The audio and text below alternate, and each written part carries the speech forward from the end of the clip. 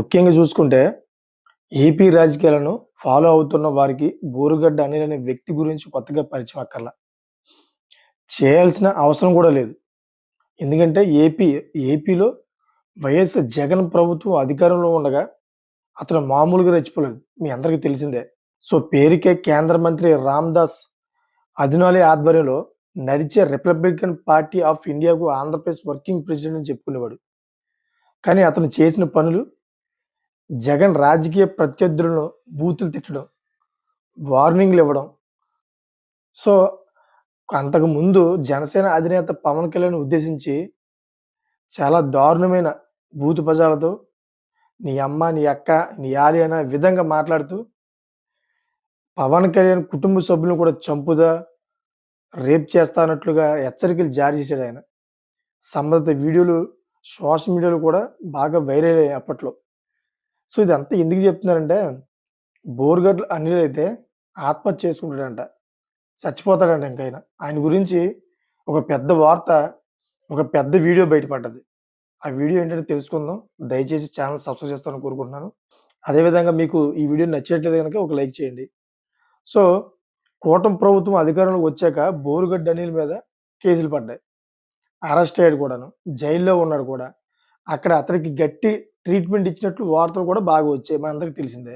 కొన్ని నెలల తర్వాత బెయిల్ మీద బయటికి వచ్చిన అనిల్ సాత్వికంగా మారిపోయాడన్నమాట. ఈ మధ్య మీడియాకు ఇంటర్వ్యూలు ఇస్తున్నాడు. తాను గతంలో తప్పు చేసినట్లు అంగీకరిస్తున్నానన్నట్టు.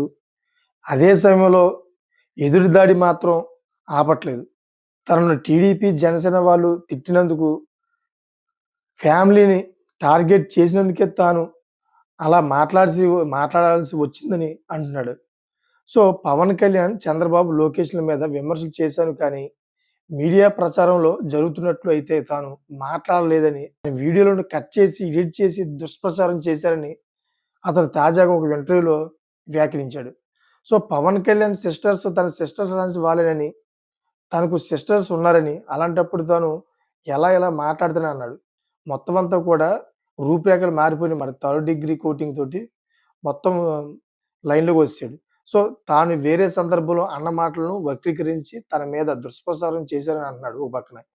సో, తాను పవన్ కళ్యాణ్ పిల్లల్ని ఏమైనా అన్నట్లు రుజువు చేస్తే పవన్ కళ్యాణ్ నన్ను గన్ తీసుకొని సూటిగా అయితే పబ్లిక్‌గా కాల్చి పడేయొచ్చు అని చెప్తున్నాడు.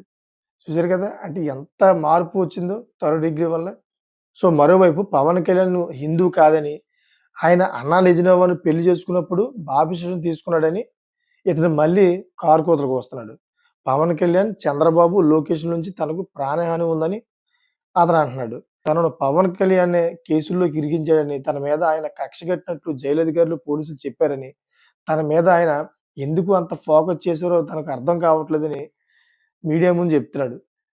ఎందుకు ఫోకస్ చేస్తారండి? మరింత దారుణంగాను ఆయన పిల్లల్ని, ఆయన్ని ఎక్కడ లేని బూతు పదాలతోటి అయ్య బాబోయ్! చాలా దారుణం. వింటాకే మనకి అలా చాలా ఇదిగా అనిపిస్తుంది. అటువంటిది పవన్ కళ్యాణ్ గారు అంత పెద్ద హై ప్రొఫైల్ వ్యక్తి అసల పబ్లిక్‌లో తిరగాలంటే ఎలా ఉంటుంది? నీలాంటి చిన్న గడ్డిపూస లాంటి వ్యక్తి అటువంటి పెద్ద వ్యక్తిని తిడితే మరి ఆళ్ళు 100% నీ మీద టార్గెట్ చేస్తారు. ఈరోజు అదే అయింది. రాబో రోజుల్లో కూడాను ఏం జరుగుద్దో చెప్పలేం. ఏం జరిగినా దాన్ని ఆశ్చర్యపోనవసరం లేదు. చూసారు కదా! ఈ వీడియో మీద మీకేమనిపిస్తుందో కామెంట్ చేయండి. Thank for watching.